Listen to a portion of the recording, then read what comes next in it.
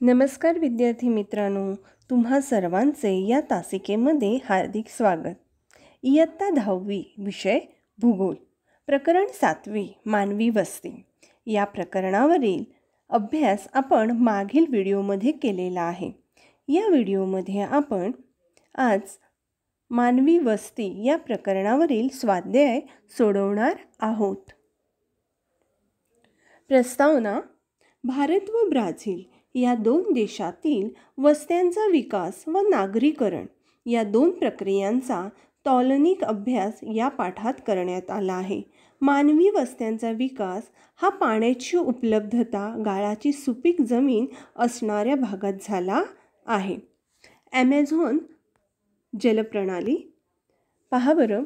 Amazon नदीचा उगम पेरू देशातील अँडीज पर्वतरांगेच्या पूर्व उतारावर होतो. ॲमेझॉनमधील पाण्याच्या विसर्गाचे प्रमाण प्रचंड आहे. हे सुमारे 2 लाख घनमीटर प्रति सेकंद एवढे आहे. त्यामुळे नदीच्या उगमापासून नदीच्या पात्रात जमा झालेला गाळ वेगाने वाहून नेला जातो. यामुळेच नदीच्या मुखाकडेही गाळाचे संचयन फार मोठ्या प्रमाणात होत नाही. ॲमेझॉन नदीच्या खोऱ्याचा भाग पूर्णपणे वनाच्छादित आहे. ॲमेझॉनच्या खोऱ्यातील सदाहरित वने उष्णकटिबंधीय वर्षावने आहेत. वारंवार येणारे पूर व वनांच्या तळाकडील भागात जमिनीवर वाढणाऱ्या वनस्पतींचे जाळे यामुळे ॲमेझॉन नदीच्या खोऱ्याचा प्रदेश दुर्गम बनला आहे. आता आपण गंगा नदीबद्दल थोडी माहिती पाहूया. गंगेचा उगम हा गंगोत्री या हिमनदीतून होतो. गंगेच्या मुख्य 2 नद्या आहेत, भागीरथी आणि अलकनंदा. गंगा नदी ही दक्षिण आशियातील भारत व बांगलादेश या 2 देशांतून वाहणारी एक महत्त्वाची नदी आहे. गंगेची लांबी 2525 किलोमीटर आहे. तिचा उगम भारतातील उत्तराखंड राज्यात हिमालय पर्वतातील गंगोत्री येथे होतो.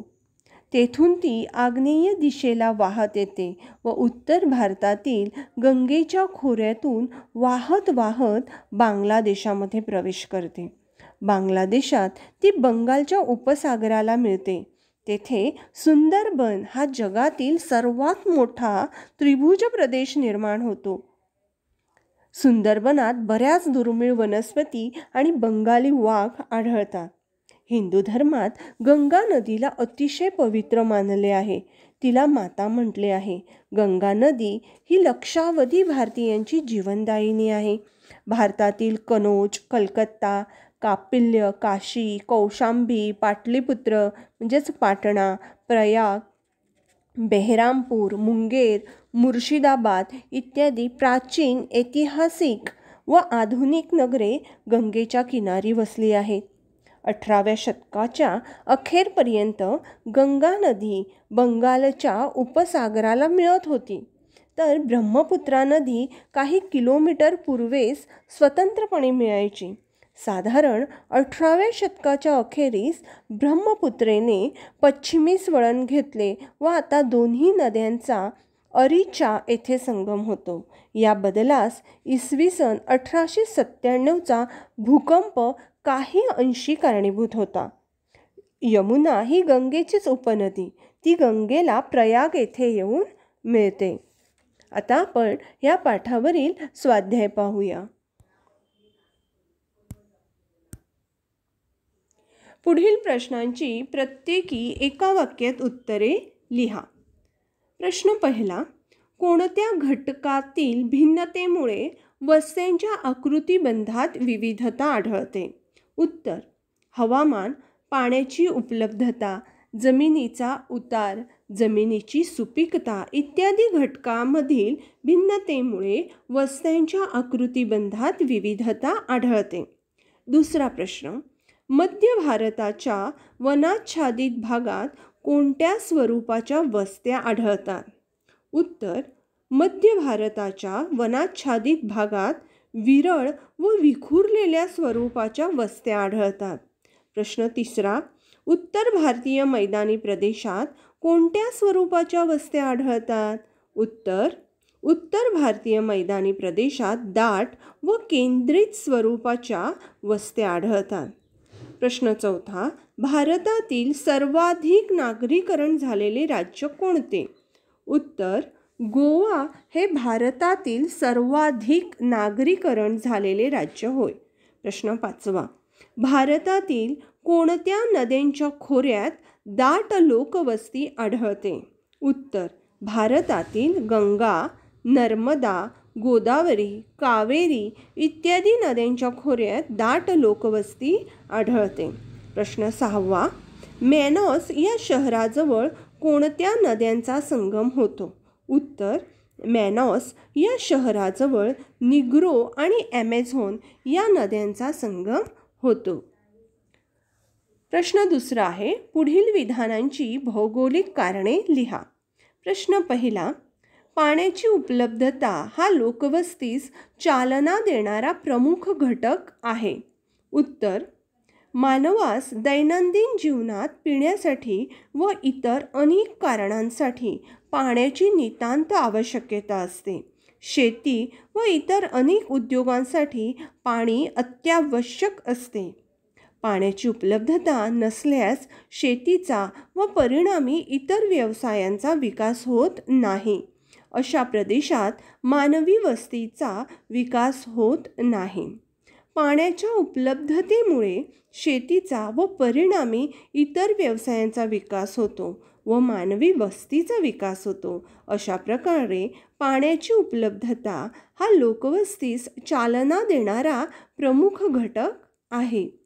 कारण दुसरे, ब्राझीलमध्ये लोकवस्तीचे केंद्रीकरण पूर्व किनाऱ्यालगत आढळते. उत्तर, सुरुवातीच्या काळात युरोपमधील अनेक वसाहतवाद्यांनी ब्राझीलमध्ये लोकवस्त्या निर्माण केल्या. या वस्त्या प्रामुख्याने पूर्व किनारपट्टीच्या प्रदेशात निर्माण केल्या गेल्या. ब्राझीलमध्ये पूर्व किनारपट्टीच्या तुलनेने कमी रुंद पट्ट्यात सम व दमट हवामान, सुपीक जमीन, मुबलक पाणीपुरवठा व साधन संपत्तीचा मोठ्या प्रमाणावरील साठा आढळतो. परिणामी ब्राझीलच्या पूर्व किनारपट्टीच्या प्रदेशात शेती व इतर उद्योगांचा विकास झाला आहे. परिणामी या भागात लोकवस्त्याही विकसित झालेल्या आढळतात. त्यामुळे ब्राझीलमध्ये लोकवस्तीचे केंद्रीकरण पूर्व किनाऱ्यालगत आढळते. प्रश्न तिसरा, भारतामध्ये नागरीकरण वाढत आहे. उत्तर, शेतीतील प्रगती, उद्योगांचा विकास, शिक्षणाचा प्रसार, वाहतुकीच्या सुविधांचा विकास, शैक्षणिक सुविधांची उपलब्धता इत्यादी कारणामुळे भारतात नवनवीन शहरे उदयास येत आहेत. या शहरांमध्ये रोजगाराच्या संधी मोठ्या प्रमाणात उपलब्ध होत आहेत. या शहरात भारताच्या विविध भागांमधून लोक स्थलांतरित होऊन स्थायिक होत आहेत. त्यामुळे भारतामध्ये नागरीकरण वाढत आहे. प्रश्न चौथा, ईशान्य ब्राझीलमध्ये वस्त्या विरळ आहेत. उत्तर, ब्राझीलचा ईशान्य भाग हा ब्राझील उच्चभूमीच्या पलीकडील पर्जन्य छायेचा प्रदेश आहे. या प्रदेशात पर्जन्याचे प्रमाण केवळ 600 मिमी आहे. त्यामुळे हा भाग अवर्षणग्रस्त भाग म्हणून ओळखला जातो. पर्जन्याच्या अल्प प्रमाणामुळे या भागात शेतीचा पुरेशा प्रमाणात विकास झालेला नाही. परिणामी या भागात विखुरलेल्या ग्रामीण वस्त्या आढळतात. म्हणून ईशान्य ब्राझीलमध्ये वस्त्या विरळ आहेत. प्रश्न पाचवा, उत्तर भारतात अन्य राज्यांपेक्षा दिल्ली आणि चंदीगड इथे नागरीकरण जास्त झाले आहे. उत्तर, उत्तर भारतात अनेक राज्यात हिमालयाचा पर्वतीय भाग असल्यामुळे तेथे शेती व इतर उद्योगांचा विकास पुरेशा प्रमाणात झाल्याचे आढळत नाही. परिणामी उत्तर भारतात अनेक राज्यात नागरीकरणाचा वेग कमी आहे. याउलट दिल्ली आणि चंदीगड ही शहरे मैदानी भागात आहेत. दिल्ली ही भारताची राजधानी आहे आणि चंदीगड व पंजाब व हरियाणा या राज्यांची राजधानी आहे.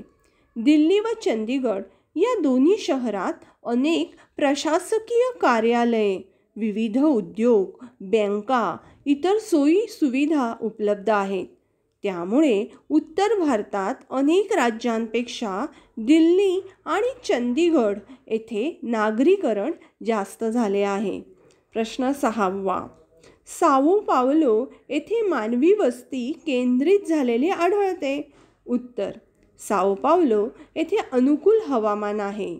साओ पावलो येथे सुपीक जमीन व साधन संपत्तीचा मोठ्या प्रमाणावरील साठा आढळतो. साओ पावलो येथे मोठ्या प्रमाणावर कॉफीचे उत्पादन होते. साओ पावलो येथे कृषी व उद्योगांची भरभराट झाल्याचे आढळते. त्यामुळे साओ पावलो येथे मानवी वस्ती केंद्रित झालेली आढळते. धन्यवाद.